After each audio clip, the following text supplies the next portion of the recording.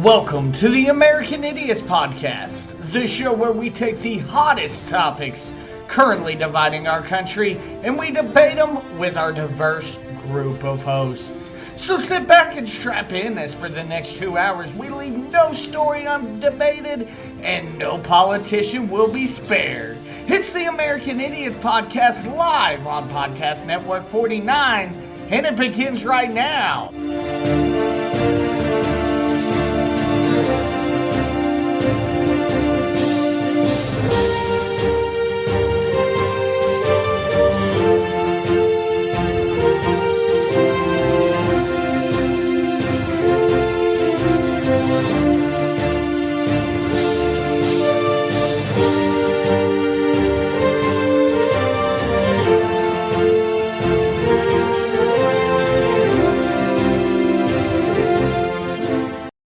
Good evening, everybody, and welcome into another fantastic episode of the American Idiots. Of course, I am Money Mike. I want to say Merry Christmas to everybody out there. Excited to get the holidays underway here at the end of the week. And actually, the wife has a birthday tomorrow, so definitely excited about that as well. Of course, before we get things started, we want to let you know, go ahead and like the page.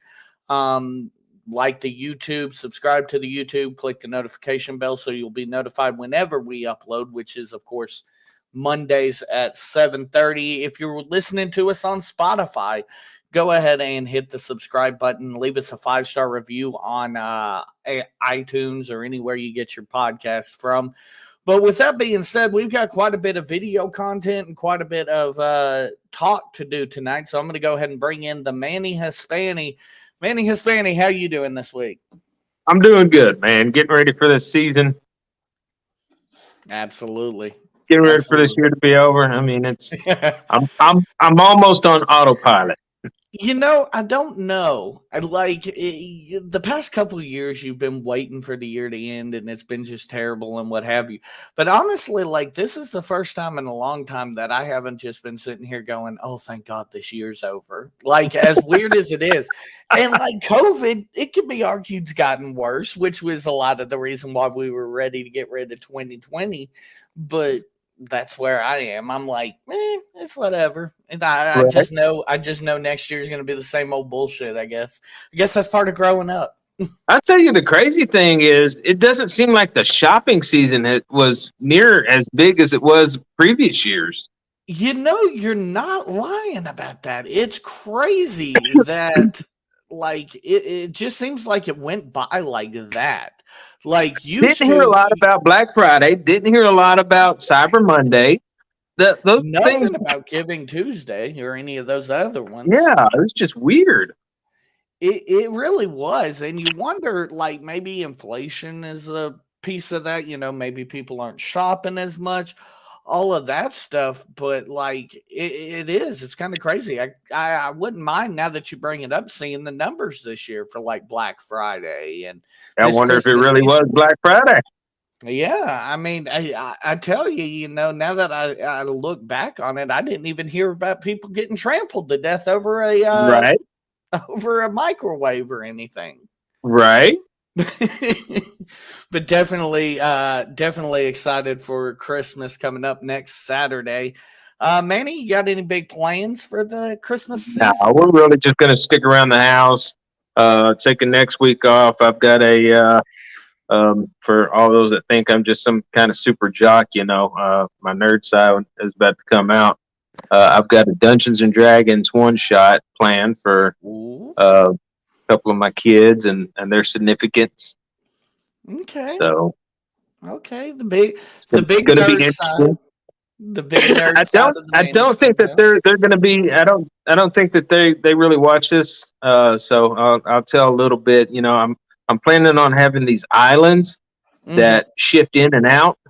Ooh. And they're not going to know it until the end of the campaign, hopefully. But they were from one of those shifting islands. Oh, that's cool. So, I like that.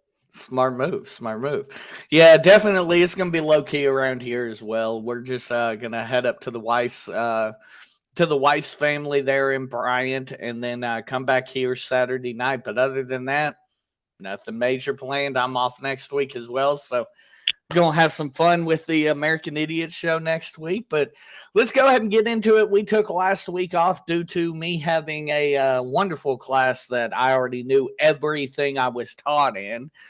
But let's go ahead and get into some of this stuff. And when you pose this question, and I do have an answer to the question you posed, but has the January 6th incident been blown at least legally out of proportion? And we have a story here from Fox 13 Tampa Bay on this. Everyone, I'm Chris Cato in for Mark Wilson. And I'm Kelly Ring. Thanks for joining us, everybody. We're going to begin with a news alert out of Washington tonight. A D.C. judge told a Largo man that you made a big mistake and then sentenced him to the longest prison time yet for the January 6th Capitol riot. More than 5 years. Robert Palmer is now headed to prison. It was a fundraising website Palmer posted that backfired with the judge. Fox 13's Gloria Gomez explains the judge's decision, which could set the tone for future cases. Robert Palmer's children traveled to Washington, D.C. to support their father as his minutes of freedom ticked away. At his sentencing in a D.C. courtroom, federal judge Tanya Chutkan did not hold back. Quote, "The fact that you engaged in combat with those law enforcement officers, that's what you're being punished for." Prosecutors say this is Palmer spraying Capitol Police with a fire extinguisher and then throwing the canister at them. They say he also attacked them with a wooden plank and pole. Palmer was arrested for his involvement in that deadly Capitol riot on January 6th. In October, he pled guilty to assault charges and will soon be heading to prison. But days later, he posted this fundraising website to help with his legal fees. In the post, he claimed self-defense. He wrote that officers had shot him with rubber bullets, and that's why he threw the fire extinguisher to defend himself.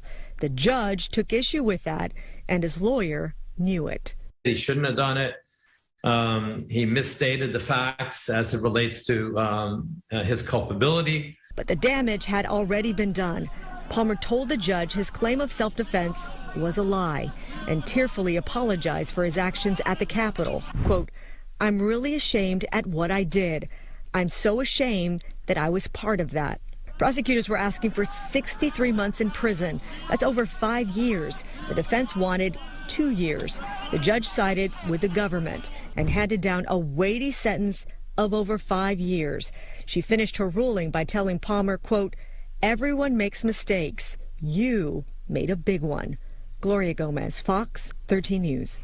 Once Palmer gets released, he will also serve 3 years probation and pay a $2,000 fine. So, Manny, again, the question here is, has these January 6th riots been blown out of proportion, at least legally? Here's my thought, and I want to counterpoint your question with this. In this case, hold on. Before you counterpoint my question, the people don't know my question. Okay, I apologize. Okay, so to go back on that, when I had brought this up, my question was, because for those that don't know, we're all on a Facebook page where we comment, bring up the topics, kind of vote on which ones we want to present for the show and which ones we don't. Whenever I shared this, the question I asked was a 5-year sentence for assault after everything that we've been told with this riot and how bad that they have built it up to be. A 5-year sentence is the worst thing that they have handed out so far. Right. And what I want to say to that, so what I want to bring up is, number one, I think after seeing the evidence and seeing what obviously they only took key excerpts, so there may have been something more to the story that we don't know. Most definitely, I'm sure there is, but I think the guy got off easy. Yeah, Holy shit! How did he escape charges? The funny thing is, and I'm saying funny thing, the outrageous thing is, they made it sound more like the bulk of that sentence came because of this page that he had made, trying to. Right. So, if they were leaning a lot on his attitude with having this page for crowdfunding, that means they didn't see the crime as harsh if he really would have been, sorry about it. Which is mind-blowing. I mean, you look at a majority of the things, and I think I pointed this out in the group, a majority of people are just being charged with simple trespassing, which, Right. A majority of them were just simply trespassing. We're going to see a very, very minor few that are going to get these additional charges, I think. And to be fair, again, I think they're getting it taken easy on them. I mean, just simple assault charges, that seems a little stiff. Like, I'm surprised. Are we going to see murder charges brought against these people that we know were around this cop that passed away?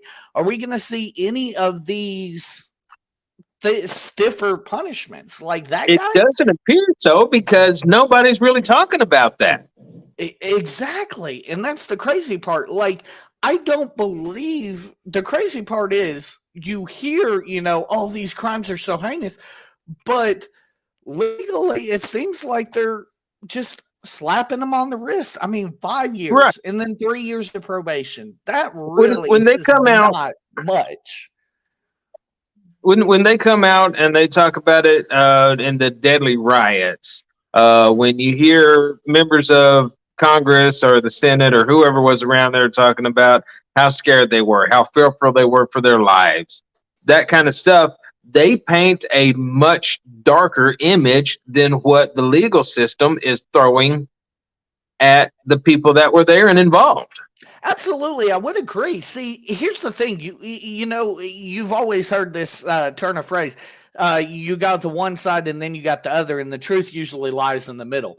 Do I think it was as deadly as these lawmakers want to make it sound? And oh my God, we all could have died. No. Do I think that it was as nonchalant as these charges that are being brought up and these sentences that are being levied? No, I think that it's somewhat in the middle. There were probably, if I'm going to guess, there were thousands of people there. Probably 50 of them deserve these stiffer penalties.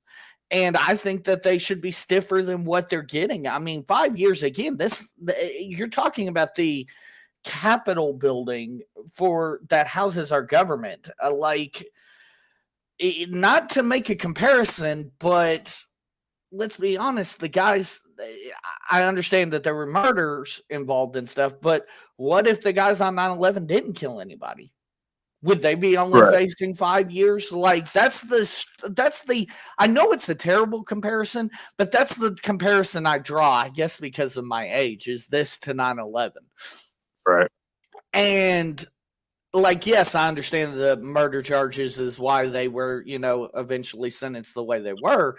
But let's say nobody dies. Are these guys out of jail right now, walking free? Like, if we're looking at the current state of affairs with the way these people are being punished, it sounds like it. Yeah, no one really knows, and that's the crazy part, because, like I said, they have painted such a dark picture of what was going on, talking about holding up progress of the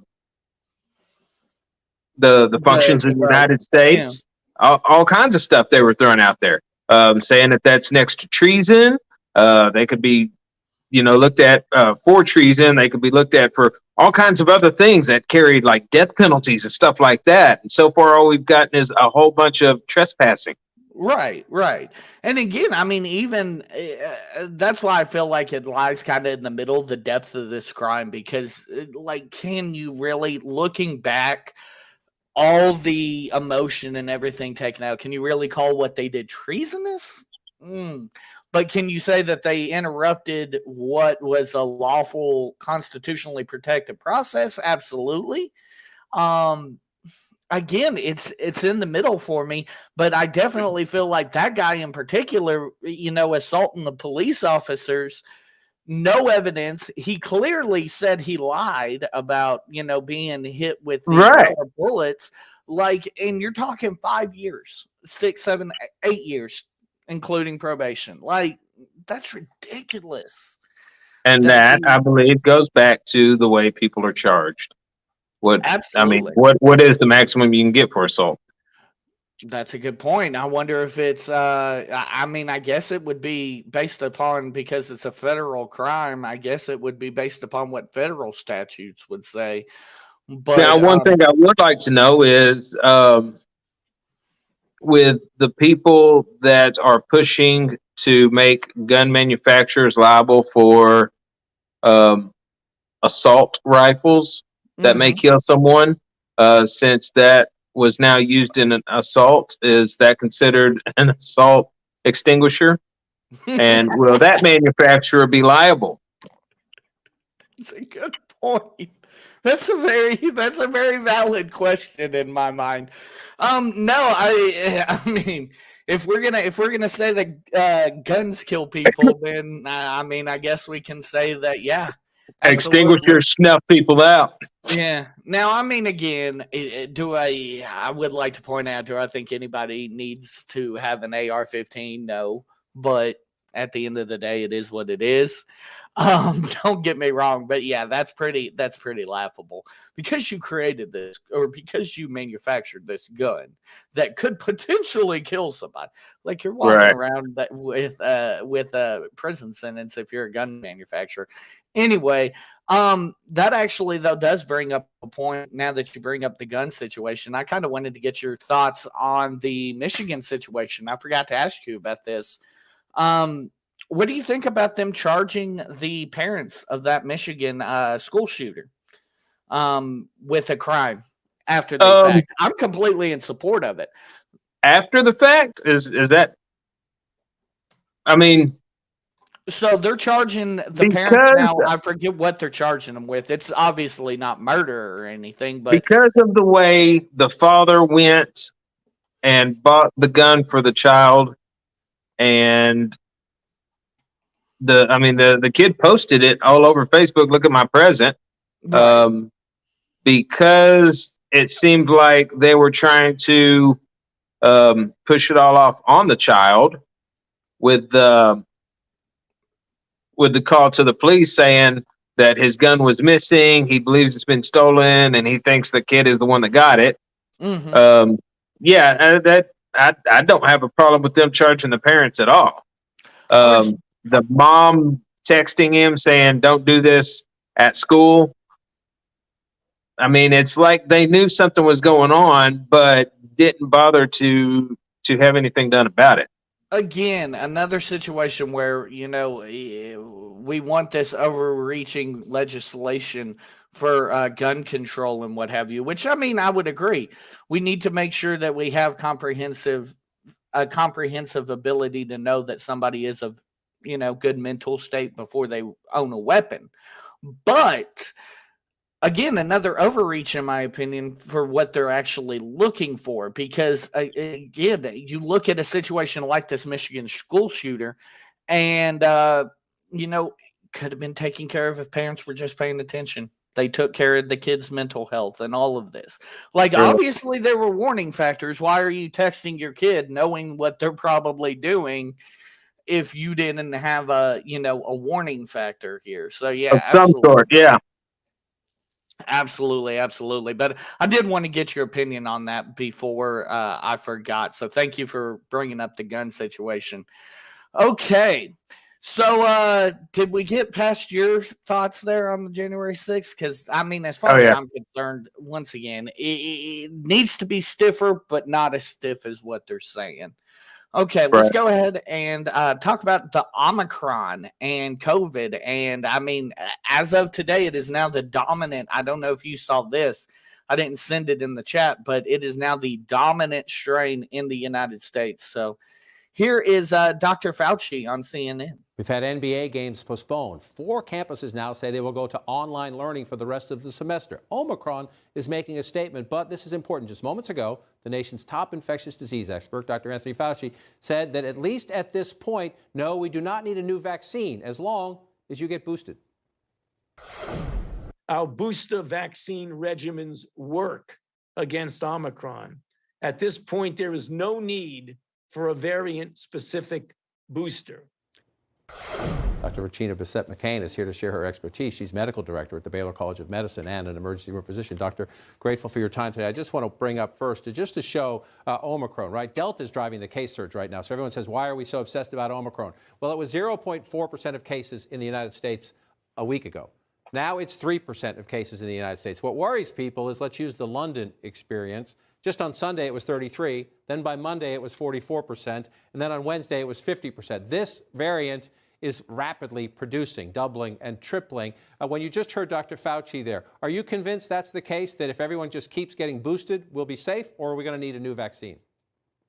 Well, the problem with that, John, is everyone isn't eligible for a booster. You do have to wait at least 6 months from when you're fully vaccinated with the Pfizer or Moderna vaccine, or 2 months from when you're fully vaccinated with the Johnson & Johnson vaccine to even be eligible for a booster. So that's one part of the issue. The other part of the issue that we're not looking at is, although the vaccines and the boosters may protect against disease, they do that at a less efficacious rate than the prior variants. And so when we have a high caseload, even though less people are becoming ill, when the numbers start to spike, that still causes a strain on the hospital system. And that's a key point. I just want to bring up some of the headlines from just recent days. Three of our sports leagues have had to postpone games because of COVID. The NBA says it will follow the science. Ithaca at Cornell, the Ithaca Voice, Cornell, one of 4 college campuses, now saying they're going to at least partially shift things online. Omicron is only 3% of the cases, but it is Omicron driving this, even as we still have to deal with Delta. How do you do that juggle? It's hard to juggle. We don't know exactly what we're dealing with. Keep in mind that Omicron was just discovered a little under 3 weeks ago, and we're already seeing it in over 77 countries and 36 states within a month of being discovered. So there is still a lot about Omicron that we just don't know. And if you come through right now, if you just look at cases in the United States right now, we're just around 120,000 cases, 119,888. Back in November 14th, that was 80,000. So the 7-day average of cases is up 50% since last month. And most of this is Delta. Are you worried that as Omicron starts to double, as we have seen in South Africa and we've seen in London quickly, that this number will go even higher as we prepare to enter winter? Absolutely. When Delta emerged, it was the most transmissible COVID variant that we had seen to date, and Omicron is quickly taking that title. It has become the most dominant strain in South Africa and now the most dominant strain in the UK as of today. The UK is also seeing case numbers that they hadn't even seen during the winter surge. So of course I'm worried that we're going to follow suit and experience the same as what's happening in Europe. Dr. Fauci's message there clearly was, and you raised a key qualifying point, but his message was clearly, please go out and get vaccinated. Vaccinations are up if you look at the numbers, but most of these are boosters. What is more important right now with the dual threat, if you will, of Delta and Omicron? Is it to get those who are vaccinated a booster shot and maybe, as you noted, shrink the wait period for that, or to get those who are still completely unvaccinated to get a shot? I'm not sure if we can place importance on one thing over the other. When it comes to fighting COVID and combating this pandemic, all of the different things, vaccines, boosters, masks, social distancing, these are all tools in our arsenal, and we have to employ all of them in order to be able to win this war against COVID-19. So I asked you this question last time you were here. I'm going to ask it again. Based on what you know today, accepting that the science is evolving by the hour, if not by the day, what should people be thinking about in terms of holiday travel, holiday gathering? You know, those thoughts change day to day. I particularly had plans to travel over the holidays, and I had to change my plans. I think that what's going to be important is looking at the virus spread and the rate of cases in wherever you plan on traveling to. That's number one. Okay, I think we've pretty much gotten enough of what they actually said. The reason why I chose that particular clip for our Omicron update this week is because Dr. Fauci says that we don't need a new vaccine. We don't need a new Omicron-specific booster. Here's my thinking here. What the fuck you mean? Obviously, you are saying in one breath that the vaccine isn't effective, and it's been shown ineffective against Omicron, almost completely ineffective against Omicron. Now you're saying, oh, we don't need one. Our vaccines are good. We need to get the booster and all of that. Like, explain the thinking on that one to me, if you can, The because thinking on that one, dear Michael, is that the Omicron variant is not a big threat. You notice they didn't get death numbers. they didn't. They didn't. People are getting sick and recovering. So we don't need to worry about that. But I don't Delta know. is still killing people. The True. original one is still killing people. So let's continue to vaccinate against that. Or I'm going to stop using the word vaccinate. Let's continue to medicate against that because it doesn't vaccinate nothing. Right. So Okay. I Let's don't know. continue to medicate against these that we know can be a problem for some people. That's the way I'm going to put it, because some people, yes, it ravages their body. It really does kill them. Right. You know, I don't know. I will admit to it. Okay. I don't know if you saw it at the bottom there when the lady was talking, but actually the UK health chief was quoted as saying this is the biggest threat, though, meaning Omicron is the biggest threat since the initial onset of COVID. Do you think that is accurate? Obviously, it's accurate. They have been pushing that since Omicron came out. They have been pushing that since Omicron came out. That it is you can catch it greater. What's it called? More contagious. Tell me, Michael. More contagious. Yeah. So that doesn't seem to be argued about. Okay, it's more contagious. However, it's not as serious. You don't get as sick with this one. You don't. You're not going through most of the symptoms that you did with the other variants. It's just more contagious. You catch it within a matter of a week, I think. It's gone. Right. So you have no problem with Fauci coming in and saying that he doesn't think we need a Omicron specific booster or a new vaccine specific. I'm totally fine with that.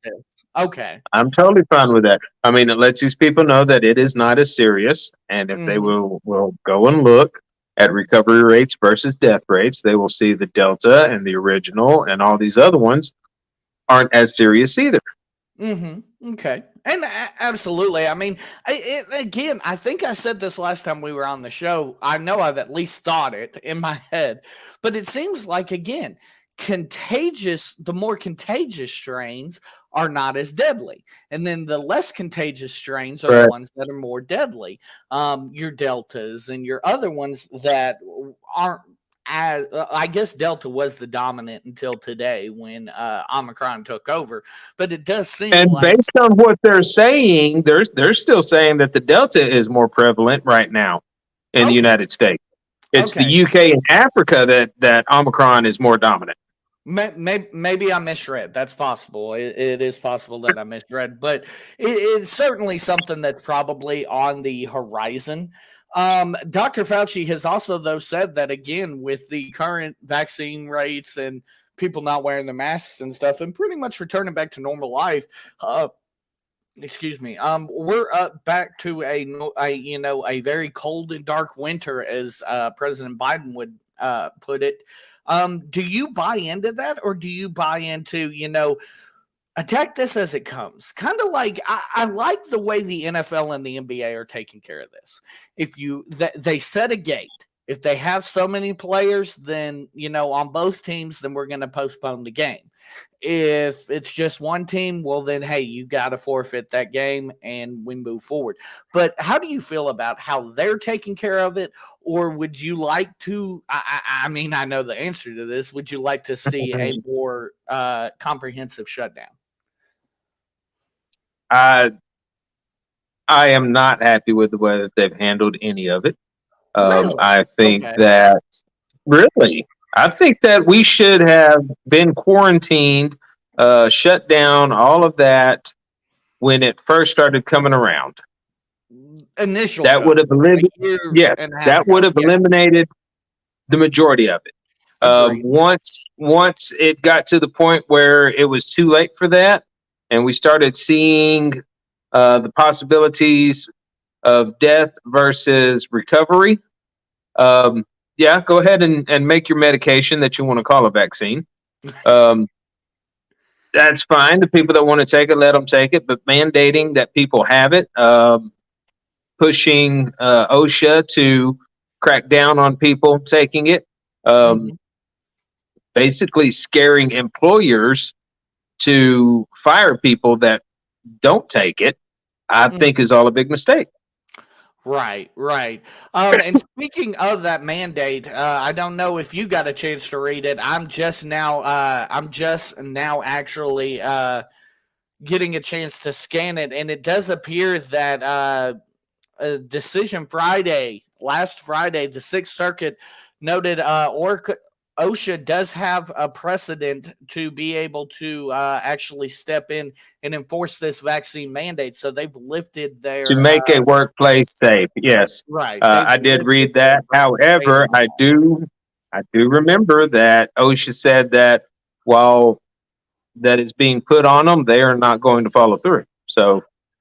And see, that's an interesting thought. I was about to say, do you think this is the only hurdle and now Biden is going to get his way? Or do you think they're going to run into OSHA saying, you know what, this is ridiculous? Do you think they're going to run into more legal hurdles or anything of that nature? Oh, yeah. Yeah, as long as there are two sides to argue a point, they're going to argue. Right, absolutely. Do you see it eventually coming to pass where Biden does get his way? Or do you think eventually, like it seemed like until this on Friday when the Sixth Circuit lifted their ban, it seemed like Biden was kind of like, well, shit, I lost this one and was moving on. Right. Where are we at? 2022, might as well say. He's only got 2 years. I don't think that he's got enough time to push his way before he's voted out of office. Okay. And I mean, again, I think we both agree that if current trajectory holds steady for the next 4 years, or excuse me, for the next 3 now, he's going to, he probably will be one-term president. So definitely good eye on that one as far as bringing up that point. Final thing I wanted to bring up, I don't know if you got a chance to look at the article, but I sent this right before we went live, I guess about 3 this afternoon. KTV's reporting that there could potentially be a situation where you could be microchipped to check your vaccination status. This would obviously, I'm assuming, is being sold as, hey, it'll cut down on the people lying about their vaccination status and so on and so forth. Now, myself as a Christian, I believe you as a Christian, obviously we kind of look at that and kind of pause and go, whoa, what you mean you want to put a microchip in me, and obviously the comments here in the Bible Belt said something similar about the mark of the beast. What do you think about this latest little situation where they want to implant a microchip inside of you to check your vaccination status? All right. And I'd mentioned it on the chat whenever you had first brought it up. This isn't something new. Right. FDA approves implantable chip to access medical records. This was back in 2004. So I mean, they have been talking. Is this widespread, or is this going to be something optional? Like, where are we on this? Because the article was rather vague as far as it just said, hey, you can tell your That's a good question, because until this year, we didn't think that the government could force you to take a vaccine. Until 2 presidents ago, we didn't think they could force you to buy insurance. Very true. So I mean, who knows what they're going to try to press? Right. 2004, when they were saying, hey, this is an option, all your finances can be kept on this chip that they'll insert on your wrist, and all you have to do is scan your wrist and all of that, all your medical information. I mean, we do have a dog, and our dog is microchipped, so that if it's ever lost, we could track it. I mean, again, people brought up idiocracy when talking about Donald Trump in the run up to 2016, but one of the biggest things in idiocracy was the microchip. Again, people. Yeah, not sure. you want to say that it's impossible, but that would be the next. Thinking about this logically, that would be Biden's next move, in my opinion, to ensure Right. that And then safety you've of got to all Americans. wonder, what is the end game? Okay. If it is not about controlling the person, if we can agree that these microchips won't control your brain and your thoughts and stuff like that, what is their purpose for pushing it other than being able to track where you're at? I mean, I would absolutely agree. I mean, my thing is this. So, what obviously, I read a headline, I read an article, and the thoughts of what they're going to do to implement it comes in my mind. Obviously, what I see coming is, instead of, hey, you got to show your vaccine card and show that you're fully vaccinated to enter concert venues, sporting events, et cetera, now you have to scan yourself on the way in or whatever, and Right. who's to say? And then the questions start coming as to how they implement a mandate if they do decide to do that. Right. And here's Are they going to send police forces to houses to bring people out, line them up down the street so that people can come and get tagged? Here's my thing with this. Like, as much as we didn't see COVID coming until, late 2019, holy crap, it's been that long. It's been 2 years now. Until late 2019, who's to say this time next year COVID won't be around? And then you have a bunch of people, assuming that this does become a mandate. We're playing Fantasy Island here. Assuming this becomes a mandate, you've got a bunch of people who have permanently altered their bodies for something that went away. Right. So then what purpose does it serve? And because you got to know that, I mean, COVID knows that there's only so many letters left, right? Right, exactly. And once it hits the end, it's over. Like, we're done here. Bye. No, that's the thing though. Like, the COVID is never fully going away. I don't think we're ever getting past the stage where we are now, where everything's pretty much back open. And I think we've been in agreement on that since it first started. We said that it was probably most likely going to be like the flu virus, where every year you have to do something to kind of keep it away. And here's the thing. I think we're going to grow less and less cautious as we go. I don't think that we're still like, this is, again, biggest comparison I can make, and I know it's a jump, but everybody paid so much attention to the terror threat after 9/11, and oh my God, it's orange today and it's yellow tomorrow. Like that now it's, oh my God, there's Omicron this week, and we have 2,000 new cases in the past day. Like, give it another year. I feel like Americans won't be paying as much attention. And things come in and fade away like that all the time. I mean, I remember back when we were talking about mad cow disease. Right. I remember when they were really pushing the chronic wasting on deer. You just look at different things like that. The swine flu, the SARS, all that stuff. It was really big in the moment. Exactly. And has faded away. Again, don't get me wrong. There's over 200 million Americans dead with this. I completely understand all of that. But with that being said, at the end of the day, it is eventually going to fall out of our consciousness. Right. Just the way human nature is. Eventually, it's going to be, we're going to get to the point where we're on top of it. Right now, while that number is there for the dead, the thing that I continue to say, they don't tell you how many have recovered. Exactly. And do you agree with that, though, what I just said? Because actually that thought really did just pop up in my mind. Are we playing catch up with this still, you think? And eventually it's all about getting in front of it so that we can prepare for it, and then it'll be like the flu where it kind of fades into obscurity? Or are we ahead of it, you think, now? I don't think we're ahead of it. I think it is becoming a herd immunity type thing. Right. Right. Absolutely. And again, I mean, it's one of those things, as much as people, herd immunity is terrible, people will die. People die every day. I wish it wasn't that way, but people do die every day. It is Yeah. what it is.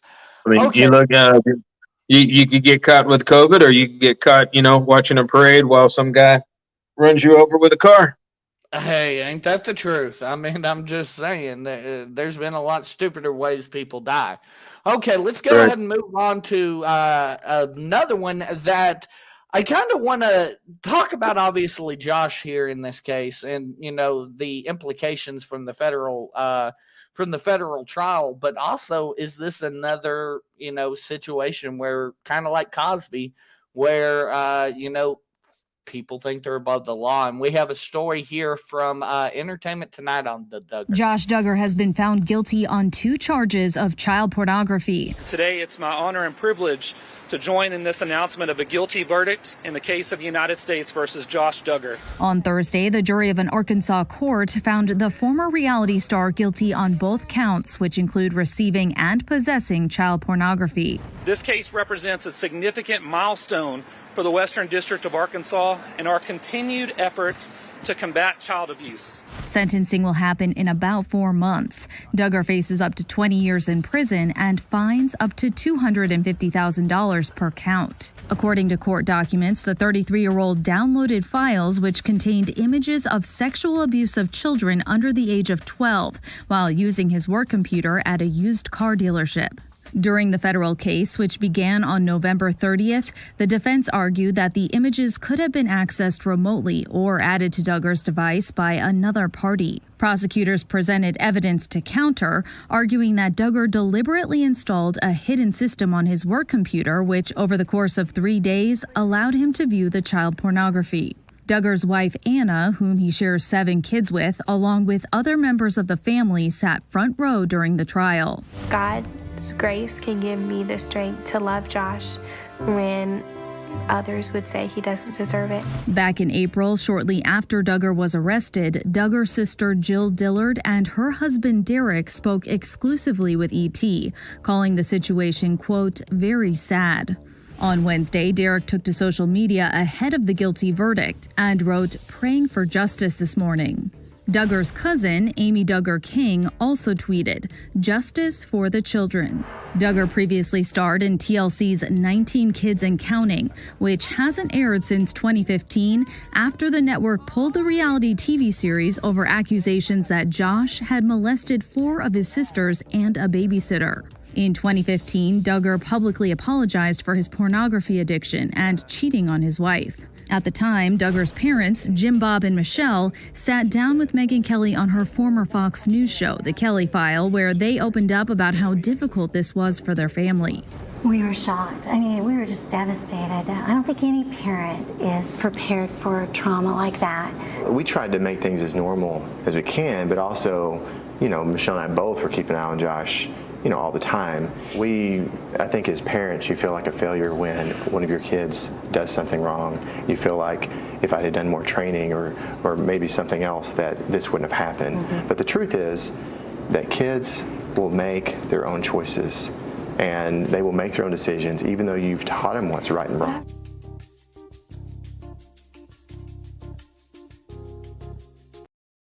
So, Manny, I kind of want to go into what I think Jim Bob, I don't know his actual name. I think it's Jim Bob, but Mr. Duggar, yeah.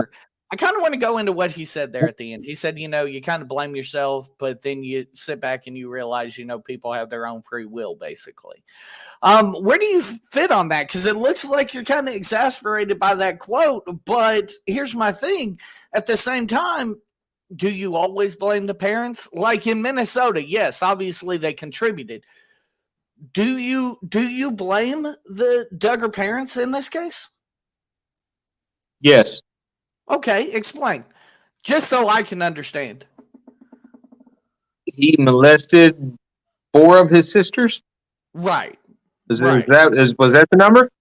Okay, at the point they found I don't understand how you molest a babysitter. Seems like it'd be the other way around. came off the end of my ear too. Weird. So at the point you're doing that and it comes out, you know there's something wrong right there.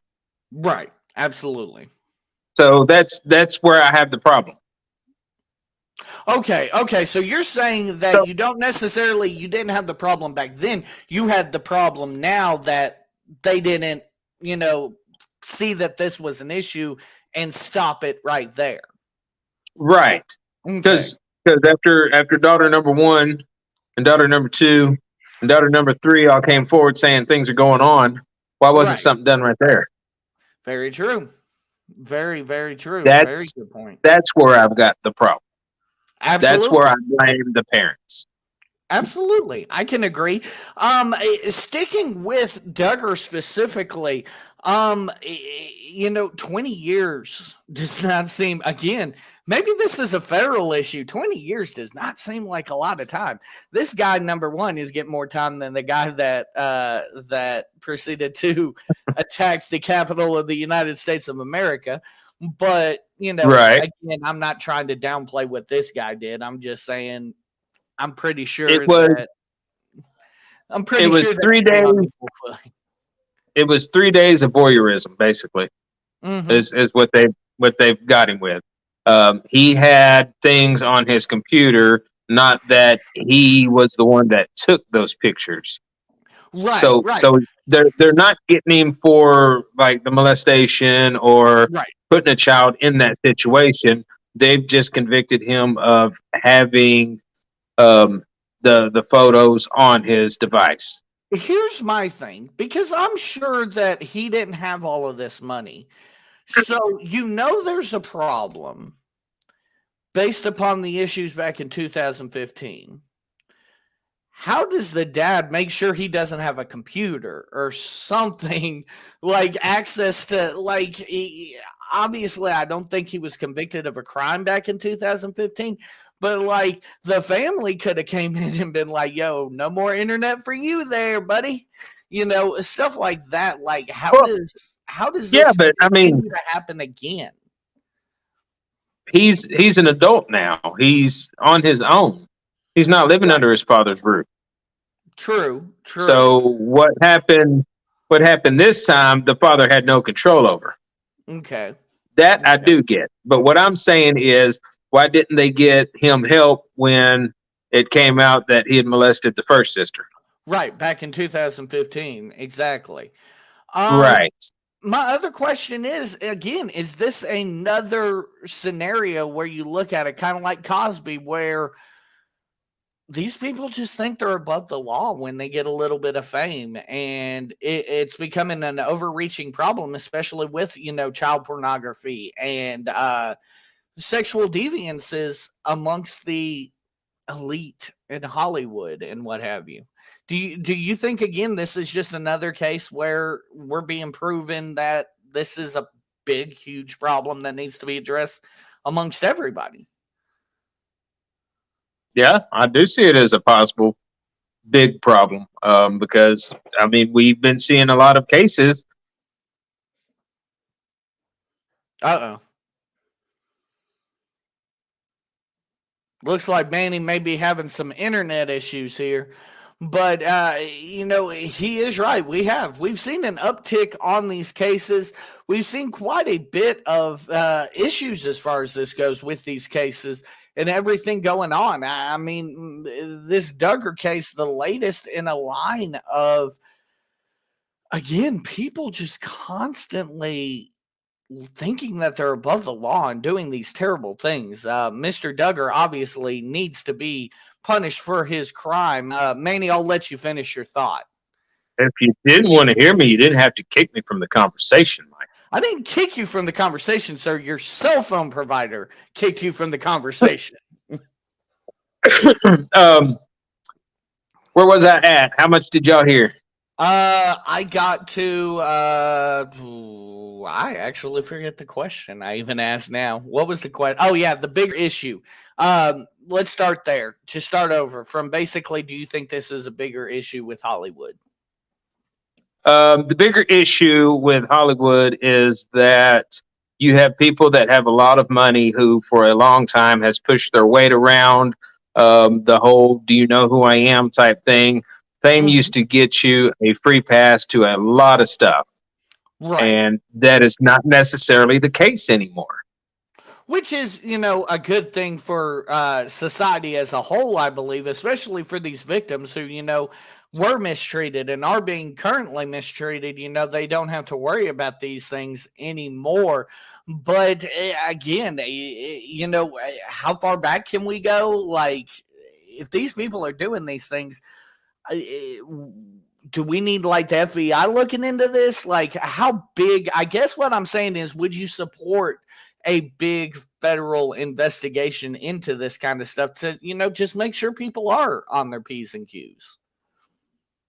I don't know how you plan on conducting any of that. In all honesty, we still have child trafficking going on.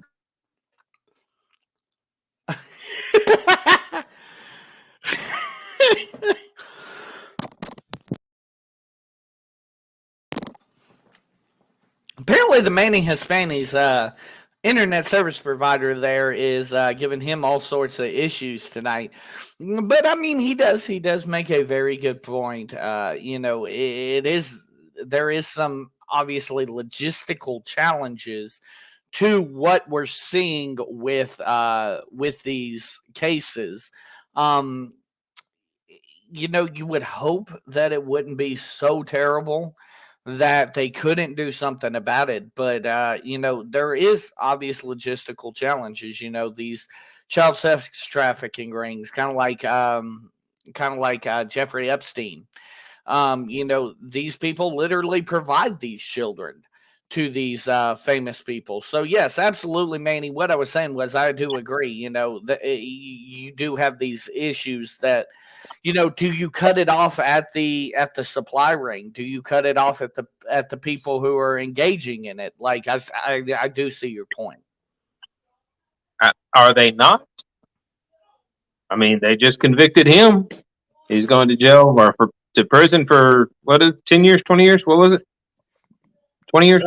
They haven't sentenced him yet. They said okay, no sentence yet. Sentence, but he faces up to 20 years. So I mean, they're cutting it off there. I mean, look how long it took them to do something with Bill Cosby, Harvey Weinstein. That's a very good point, Jeffrey Epstein. I mean, and, looking at Epstein specifically, do you consider this a win? Or do you only consider it a minor victory, like an overall? It's a minor step. Yeah. I don't even consider it a victory. It is a minor step in correcting a big issue. Right, and I think you brought up the big point though. Until we go after these people that are supplying these Hollywood stars with this child pornography or these children that are being sex trafficked, then we're not going to solve the issue. Correct? Right. Absolutely. Right. And I mean, maybe this is the way you go about it. Maybe you have to take care of some of take care of some of the people that are receiving these things to get the information on the people if it's that secretive or what have you. Right. And I know we've brought it up before, but I still every now and then see things about Nickelodeon. Oh yes. Bringing in pedophiles to work with kids. Mm-hmm. Absolutely. So, and I mean, I absolutely would support. From what I've seen, I know one of their producers, I think his name is Dan Schneider, I want to say, is supposed to have done terrible things to kids, and he's still walking free. So I mean, again, right. hold these production companies and television companies and movie studios liable for what they're doing as well. If you know about it and you're not if I'm not mistaken, there have been small accusations against the Disney as well. Yes, I do believe Disney as well. I actually believe it had. I want to say Britney Spears' sister had something there, but I could be wrong on that. Okay, let's go ahead and move on to another one that just blew my mind when you sent it, but apparently it's something. New York City is now allowing non-citizens to vote in their election. And we have a story here from CBS News.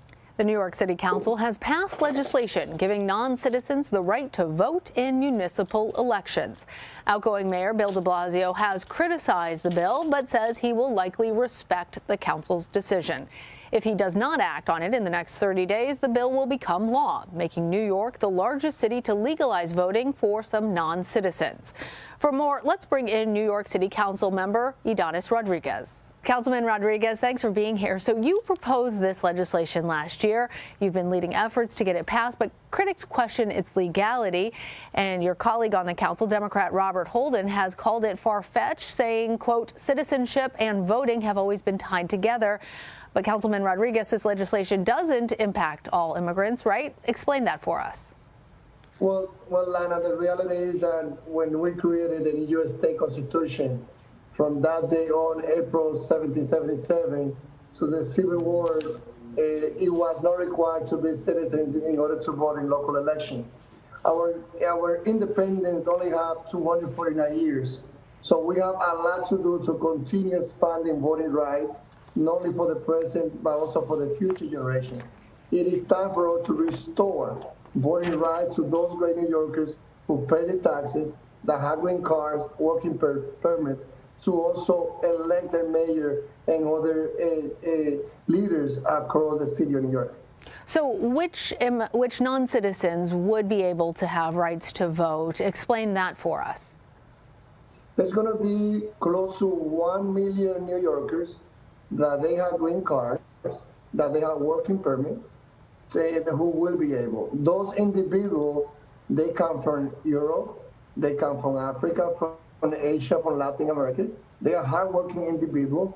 They are not only individuals that we can look at the city of New York, and that's why what we will do now in the city of New York is going to be a role model to the whole nation, because we have a lot of farmers, we have a lot of workers throughout the whole nation. And at the time when in Texas, the Trump supporters are trying to reduce voting rights, here in New York City, we're showing the other way on how we're doing here in the city and in the state of New York. So, Councilman Rodriguez, some of these potential U.S. voters are, of course, citizens of other countries.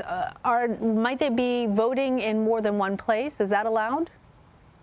Well, we're talking about New Yorkers, and those New Yorkers who are here, as New Yorkers already have a great population of individuals like me, that I live with green card from 83 to 2000. And during those years, I came here, as Lin-Manuel say, immigrant get the job done. So I came here to wash dishes, to work in a factory, to be a liberal taxi, to be a student activist, to be a teacher, co-founder to a school. And when I compare myself during the year that I was with green card, and then after I put it together a conference that I brought Hillary Clinton as a keynote speaker, Raul decided to speak about how it is important for us to fight and work for workers' rights. I figured out that we have a responsibility to give the dignity and respect to those New Yorkers who we are close to 40% born and raised in another country. So this is not about creating anything new. This is about restoring the rights of individuals to be able to vote. And those individuals have the right since April 9, 1777 to the Civil War in the 1888. I think it's very interesting, your personal background. As you mentioned, you came here. Okay, I don't care about this guy's personal background. Let's go ahead and talk about this. Asinine. Like, I have no clue what he's referring to, that he's restoring these rights. From 1779 to 1888, I believe he said that non-citizens were allowed to vote. Like, no. You didn't have to be a citizen at that point to vote. Just in the air. That is absolutely unacceptable. If you're a taxpayer, there was a lot of fraud. There was a lot of underhanded things going on, and that's why they started making the laws that they started making. Exactly. Here's the thing. Again, and she brings up a very valid point. How are we going to track these votes? How are we going to, like, if anything, maybe give them a provisional ballot? But these people, again, what's the point of becoming a citizen? What? Right. Like, I understand these don't extend out to state and federal elections. Okay, cool. They only affect New York City. But here's the thing again. New York City is the most populous city in the whole country, unless LA's taken them over. I don't believe they have. But New York's the most populous area in this country, and you're talking about being able to affect that population hub.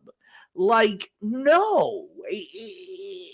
I can't believe we're having this discussion in 2021 that these non-citizens should get the eligibility. Once again, I mean, Manny, my thing is this. What's the point at this point? What's the point of becoming a citizen?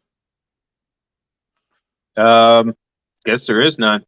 My question is, what's the point of being a nation if we're just going to let anybody do whatever? I mean, this is true. Here's the thing. Like, the one thing you have in becoming a citizen of this country that you literally cannot do unless you become a citizen is voting. Other than that, you can pay taxes without being a citizen. You can receive, emergency aid without being a citizen. Nobody's checking your citizenship paperwork.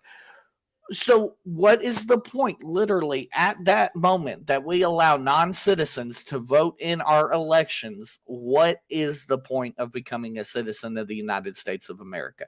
I don't believe there is one. And if this becomes the norm, how many people will start voting to try to bring down our nation as a whole? Exactly. Well, why the hell not?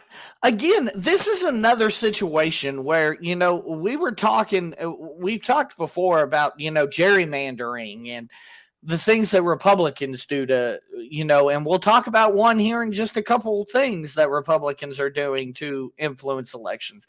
And then the things that Democrats do to influence elections. It's crazy that people just don't sit back and go, hey, we have a system in place. Maybe we can improve upon it. But why do we need to redistrict everything every 4 years? Why do we need to do all of this? Like, take all of this bullshit out of politics, in my mind. You and I have been in agreement on similar things. Making sure that there are term limits. Needs to be in place. Making sure that corporate money is not in politics. There's a lot of things that need to be changed with our political system. There absolutely is, but things like allowing, and again, who does this advantage? That's what you got to look at. Does this disproportionately advantage Democrats over Republicans? Absolutely. In the story we have here in just a moment, does that disproportionately favor Republicans over Democrats? Absolutely. Anything where you can proportionally look at the numbers and say that it favors one side over the other, it doesn't need to happen in my mind. Right. It's absolutely crazy, and I can't believe we're talking about that. Let's go ahead and move on, though, because I see we are in agreement. Democrats are voted to raise the debt ceiling again. And we have a story from CNBC. I believe this was pre-vote. They have voted since to go ahead and raise that debt ceiling again. The Senate just voted to raise the national debt limit as the clock ticks down on the United States' ability to pay its bills. After months of debate on the Hill, the bill passed exactly along party lines, 50-49. Senate Democrats raised the debt ceiling by $2.5 trillion, pushing it to more than $31 trillion. Now the House must pass that same bill before it goes to President Biden's desk. The Treasury Secretary, Janet Yellen, said lawmakers have until tomorrow to raise the debt limit or risk an economically devastating default. CBC senior congressional correspondent Ilan Moy live in Washington tonight. Can they get this done, Ilan? Well, Shep, disaster is almost averted. The House is preparing the bill for a vote on the floor potentially later tonight. It could spill over into tomorrow, but it is all but certain to pass. So this drama over the debt limit is thankfully done. The two parties already cut a deal in which Republicans agreed not to block it from moving forward, but Democrats had to pass the actual bill all on their own. Today, Senate Majority Leader Chuck Schumer thanked Republicans for compromising. No brinksmanship, no default on the debt, no risk of another recession. Responsible governing has won on this exceedingly important issue. Now, of course, Republicans still reserve the right to criticize the debt ceiling. They've linked it to Democrats' social spending package, arguing that raising it just paves the way for a massive increase in the deficit. More printing and borrowing to set up more reckless spending, to cause more inflation, to hurt working families even more. What the American people need is a break. Both sides have a point here. The bill would raise the debt limit by $2.5 trillion. That covers prior spending that both parties signed off on, but it also gives Democrats enough room to pass Build Back Better. Importantly, Democrats believe this increase is enough to last through the midterms and into 2023. Shep, this fight will come back around, but both parties are hoping they'll be the ones in power when it does. Elon, thank you. So, Manny, you heard from Chuck Schumer and you heard from Mitch McConnell in that, and both of them, I think, are full of shit. But here's the thing. Chuck Schumer said something. He said, we avoided another recession. The fuck are we in right now with the inflation the way it is?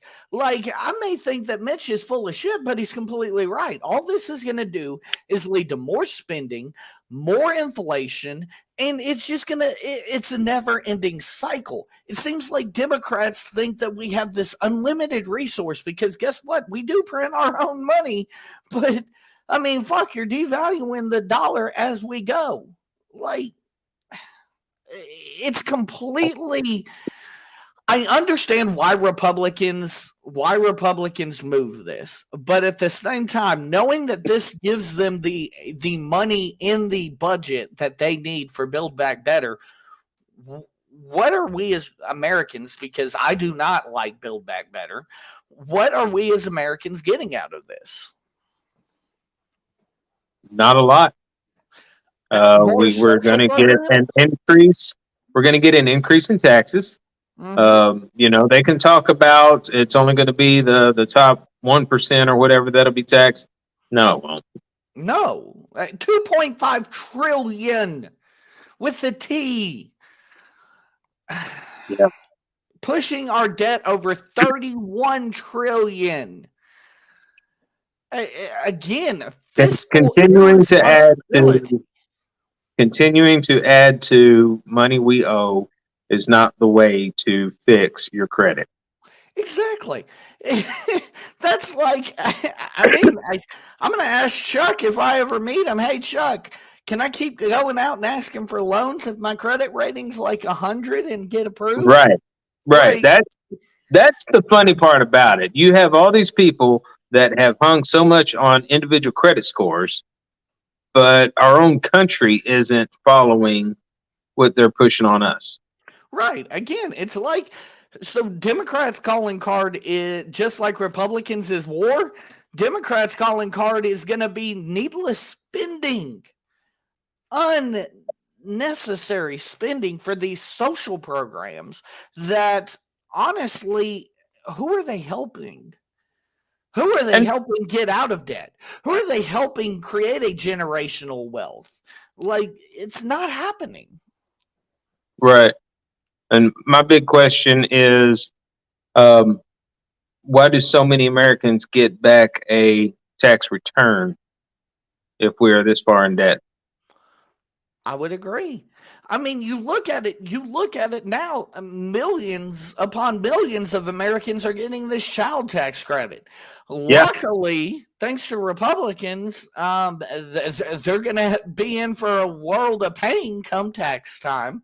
Now that you bring up tax returns, but right, but you had a deal where families were only able to count 2 children in a tax credit. And the funny thing is, not a lot of families went past 2 children. Right. As soon as they opened up tax credits to however many children you had, people were having a whole lot more children. Right. Now, the question in my head is, was that done to encourage people to have more children so that they could bring more money into Social Security? I mean, and it could be. Here's the thing, though: Social Security is bankrupt. Social Security is pointless at this moment. I mean, hell, you got 70-year-old people having to fight in court just to get Social Security. Like, that's how tight the purse strings are there. Like, it's insanity. Again, the definition of insanity: doing the same thing over and over again and expecting a different result. How many times in the past 10 years, we'll say, of Democratic regimes, so 8 under Barack Obama, now 2 under Joe Biden, have we raised this debt ceiling? And what has it accomplished? Absolutely nothing. Right. Absolutely and they just keep doing nothing. And they do. They keep doing it. We push through these stimulus packages, which, again, I'm not going to say no to free money, but again, I'm never going to have to pay it off. My great grandkids will never pay it off, probably. I mean, again, trillion with a T. Right. It's paving the road for failure, and we're setting America up for failure. We'll fix it when we go to war with China. I mean, we'll have something happen. We might all be speaking Chinese, but something's going to happen. Okay, let's go ahead and move on to the... They can't get people over to Taiwan. You think they're going to get people over here to teach us Chinese? Touche. Good point. They're going to infiltrate us. They're going to infiltrate us silently. Okay, let's go ahead and move on. Yeah, and they'll get green cards so that they can vote, and before you know it. Exactly. They'll all come in through New York City, and they'll vote to change the government from a Democratic Republic to communist regime. Communist, yep. And that's how they'll do it. And we'll never know. Okay, let's go ahead and move on to the other side of the coin, though, that I told you guys about. Georgia Republicans have purged silently, actually, African-American Democrats from county election boards. And we have a story from MSNBC on this. I want to get your reaction to what is now emerging as the details of how Republicans in Georgia are using their new election law. Yeah, well, we're not being asked to count bubbles on a bar of soap or jelly beans in a jar, but we have seen this before. We've seen the use of these election boards to try and make it extremely difficult for certain folks to vote. And this is why we passed the Voting Rights Act in the first place, was because we knew that in provisions throughout the South, that we were having election boards doing things to make it so that certain voters could vote, couldn't get involved in their democracy. And this is why the Supreme Court striking down the Voting Rights Act in 2013, and our inability to fix that is so damaging. We also have the Freedom to Vote Act, which would deal with some of this, but it's all being held up by the filibuster. And Lawrence, you and I have talked about this before. We have to act, because this is what's happening in our communities around the country. Let's listen to what the vice president said today at the Summit for Democracy. Here in the United States, we know that our democracy is not immune from threats. January 6th looms large in our collective conscience. And the anti-voter laws that many states have passed are part of an intentional effort to exclude Americans from participating in our democracy. We know that the right to vote cannot be taken for granted. At every turn, it must be safeguarded and strengthened. Congressman Allred, what do you say to participants in that Summit for Democracy from around the world who are now looking at the United States, where they maybe some of them used to look at the United States as a model? They're now looking at the United States as a country with serious problems on the issue of democracy. Well, you're right. I'm on the Foreign Affairs Committee, and I've been doing some traveling now coming out of COVID. And all around the world, our allies and our strategic partners are wondering if our democracy is going to hold. And they're seeing real democratic backsliding that if it was happening somewhere else, we would describe it as a failed coup, and then the forces of the ousted regime trying to make it so that their next coup would be successful. That's how we would describe it if we were a foreign correspondent looking at what's happening in our country now. But the truth is that we now only have basically... Okay, I can't take it anymore. Honestly, I really can't. His face looks like a video game. A failed coup. This gentleman, this Democrat from Texas, mind you, speaking on Georgia issues, is making it sound like this is something new, when we literally just established 2 things ago that this is how politics works. It's something that doesn't need to happen, but this is nothing new. Again, they haven't learned their lesson, obviously, from a little over a month ago. They're tying this to Trump somehow. Like, I'm all for Trump fucked up, but, like, you can't keep beating a dead horse. One of the things I never liked was the ability to redraw the districts. Right, gerrymandering. To change voting in any manner. Right, ridiculous. I mean, the districts should be the districts, period. And if an influx of Republicans or an influx of Democrats move into an area and it happens to change things, that's their given right. Yeah. Shit happens. So to then change districts because, oh no, all of a sudden we got too many Republicans or too many Democrats over here. We need to redo the district so that they doesn't count as much. That has always been bullcrap in my opinion. We need federal laws on voting practices. Absolutely. Because to my knowledge, the thing that changed is all of a sudden they shut down Sunday voting. I didn't know there was a lot of Sunday voting, but do what? They shut down Sunday voting and they closed polling places. Like, again, if you're that big on voting, and I'm not going to talk a lot about the polling places because if you only get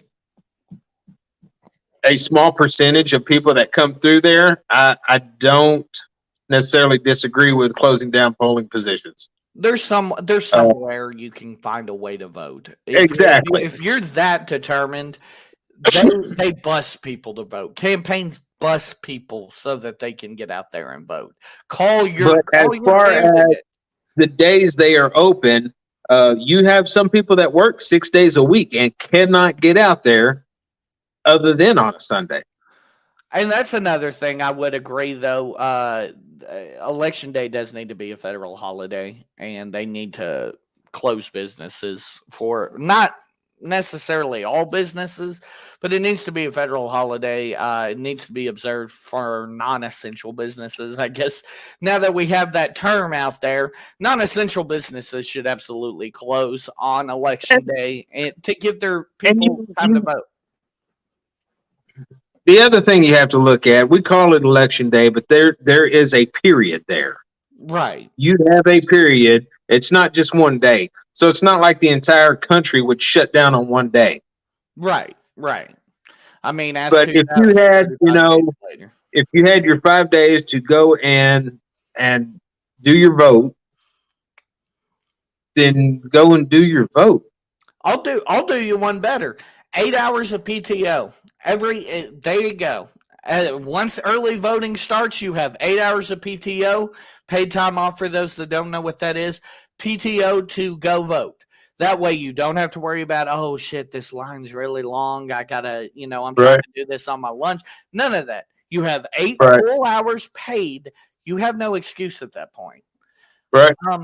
That should be a pretty common practice too. I mean, you make a good point. Not everybody should close down on one day, but once early voting starts, here you go. That way you're not losing everybody all at once. Right. Anything else as far as this goes? Because again, I mean, I'll bash the Republicans as much as I'll bash the Democrats for their New York City thing. There's a reason why we have checks and balances in this country to make sure that shit like this doesn't happen, and it shouldn't happen. Yeah, and one of the places they're failing is trying to go around these checks and balances. Exactly. Drawing district lines, trying to close polls on specific days, especially when it is proven that it is a higher rate of black votes that come in on that Sundays. Mm-hmm. That's an obvious play. Exactly. And it's absolutely unacceptable. It's as obvious as trying to get non-citizens to vote. Exactly. It's a cheap ploy on both sides to try to steal an election. I mean, and that's exactly what it is. Okay, final topic of the night. The judge in the Henry Ruggs case dismisses any DUI information from the courtroom. We have a story from Fox 5 Las Vegas on this. Lawyers for the former Raiders player Henry Ruggs were in court today where they continue to push to keep his medical records from being released. Ruggs is accused of driving under the influence and going 156 miles an hour just moments before crashing into another car, killing the woman and dog inside. The state wants his medical records released, but his attorneys argue Nevada privacy law is more strict than federal health insurance Portability and Accountability Act requirements. However, if there's speech, dialogue regarding something that's privileged, then it's problematic. People are, the legislature, the law provides people with protections, and the doctor-patient privilege is a very important protection so that people can speak candidly with their physicians when seeking treatment, and other people aren't supposed to have access to that. Prosecutors have previously argued that they need the records to determine facts in the case. A judge could make a decision by the end of the day. And of course, the judge again, dismisses any DUI information. Basically, that's what they were wanting out of that. Manny, I ask you this. Of course, he's got the money to afford a very wealthy attorney. But what that very wealthy attorney proceeded to say right there makes no sense to me. We're not saying, hey, we're going to allow people outside of this courtroom to know what's going on in Henry Ruggs' personal life and what he's gone and seen a physician about his crabs that he caught from a cheerleader in Denver. We're not talking about that. We're talking about a closed courtroom. This isn't OJ. Like, this isn't being broadcast on CNN every day. Do you understand what I mean? Like, confidentiality doesn't play well with me here. What about you? That tells me a lot about what happened at the scene. I mean, you're telling me that police didn't do any kind of investigation. Police didn't get any kind of files signed or documented or any of that. Otherwise, they could pull all that stuff up by the police documents. In the police record. Okay, yeah. I mean, very good point. So that means that the police department dropped the ball big time. True. If they're going to a doctor to try to get information. That's a good point. That's a very good point. How do you feel about what he said, though, specifically the privacy? Do you think that really does play? Like, come on now, privacy. It's a loophole. It is a loophole. You've got to give a lawyer credit for finding the loopholes. I mean, I hate to use the word credit, but I'll give him something. It's now the thing to do would be to get him on the stand and question him directly. It's a good point. Were you under the influence? So let's see what he says. Is he going to lie on the stand? Ooh, good point. Very good point. Could cause himself a lot more trouble than good if his defense attorney was stupid enough to let him get on that stand. Right. I don't know how that works. Do they have to both agree to allow him to get on the stand, or can when you've got money like that, there's no telling. I mean, you ain't lying. I said it's not OJ, but this guy probably. When we first brought this subject up, we had brought it up under the headline of it's not a race thing.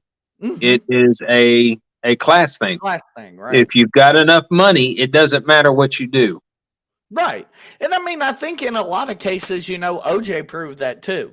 While Right. I do think, again, and me and you have both agreed on this show, I think race could potentially play a role in it.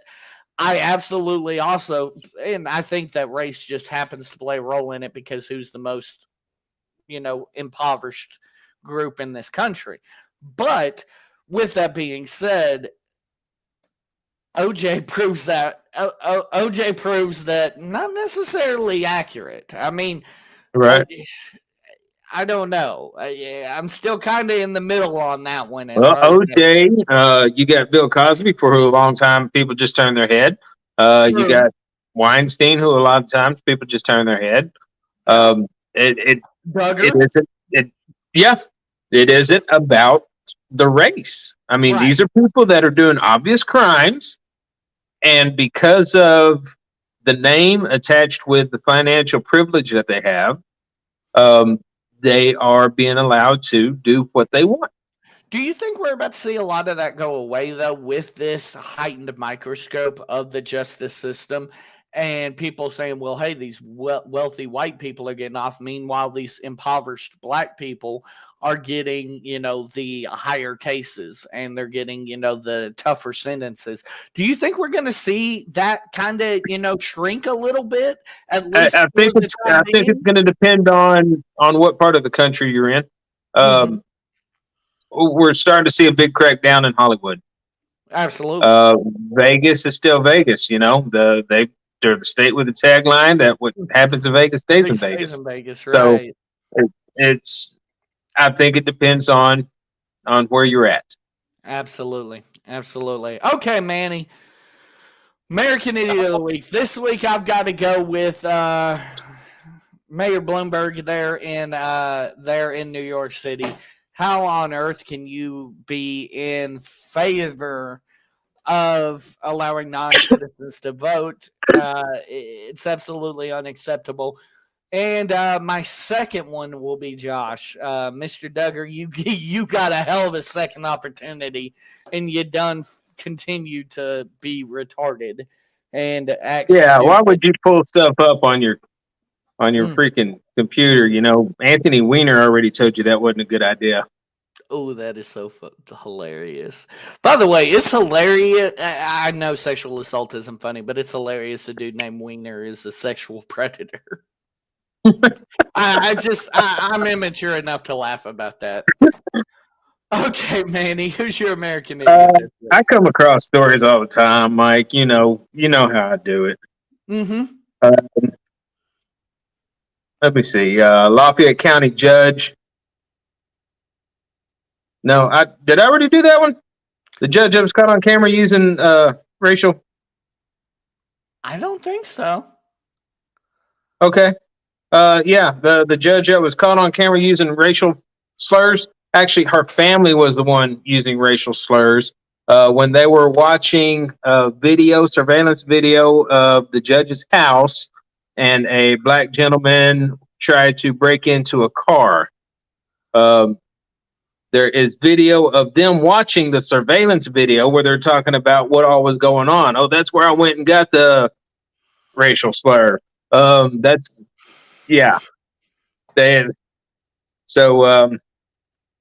judge is claiming that she doesn't recall those conversations, that she was so worked up. She had taken a sedative. Last I saw, she had been put on administrative leave. Oh my God! I don't recall, bitch. You have video sitting right there. We know that's a lie already. Women remember. They will bring it up. Touche. About 2.5 years later, in an argument about nothing to do with what you're talking about. Exactly. Right. The next person she tries, I feel bad. Let's see, another one I wrote down. Robert Williams of Delaware robbed a Wells Fargo. And as this gentleman left the building, so that he wouldn't be caught with the money on him, he went to the ATM attached to the building and deposited the money in his account. So he wouldn't be caught with money on him. Oh. They get better. Sheriff David Hutchinson of Minnesota admitted to drinking before crashing his patrol car. I know this one. Yes, I've read this one. Yeah. So, he pled guilty to DWI and 3 other charges. He proceeded to put himself. He said though, he was like, I feel very bad, but I'm going to keep being the sheriff and I'm not taking any time off, right? Or I'm going to rehab, but I'm not taking any time off. Right. Yeah. I'm going to get paid while I'm in rehab. The last one I got, my idiot of the week, Massachusetts Representative Ayanna Pressley. Okay. We remember her from different things that she has done. She was quoted as saying, allowing student debt to continue is a form of violence. Oh my God, yes. Oh my God, yes. I saw that and I was like, are you serious? When there's actual violence happening in the world, to claim that a debt that people choose to take, the amounts that they choose are their choice to take, you cannot call that violence. Mind you, this is also somebody who experienced the January 6th riots firsthand. Right. And Right. now this is also violence. Like, oh my goodness. Yeah, good one. So very, very good one. That just lets you know some of the people serving our United States. Absolutely, absolutely. Well, Manny, that's pretty much all we got for this week. But I will say, don't forget, next week we have our American Idiot of the Year, as it's our last one for the year. So definitely looking forward to our choices here and who we're gonna choose. But if you've got nothing else, we'll go ahead and get on out of here. Awesome. Well, ladies and gentlemen, from the Manny Hispani, I am Money Mike. We'll see you next week, everybody.